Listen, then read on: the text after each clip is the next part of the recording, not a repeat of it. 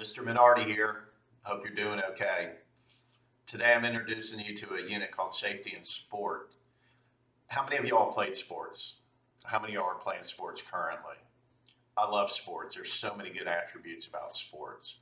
But one of the things about sport that's occurred and people become much more conscious of in the last couple of decades is safety in sport.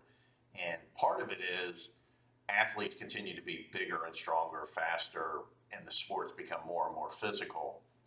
And this looks at different sports and some of the technologies and some of the capabilities that are involved and compares it against where do you draw the line between keeping the integrity of the sport and making sure the sport continues to be fun and operate at the right pace, but do you compromise from a safety perspective? A friend of mine's daughter is a fast pitch softball player. And if you watch fast pitch softball, growing up playing baseball, I watched a little bit of fast pitch softball, but as I've gotten older, I really have learned to enjoy it. Women's College World Series and things of that nature.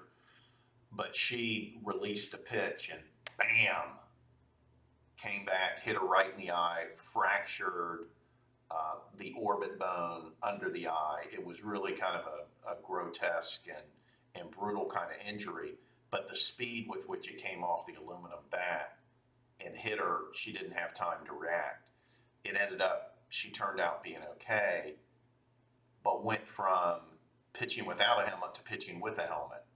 And more women in college athletics who pitch and play their first base or third base are wearing protective helmets.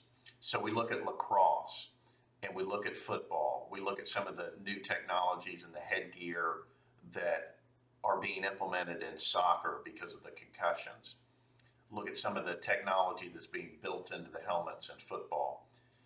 And the end game or the final activity is looking at these types of things, aluminum bats and wooden bats, and then making a position statement based on some research as to your position on safety in sport. Do you think some sports have gone too far with safety?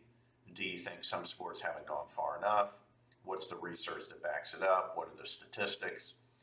And I think it'll help you get a good sober assessment of sport, keeping the integrity of the game and yet balancing that to make sure that the athletes are safe.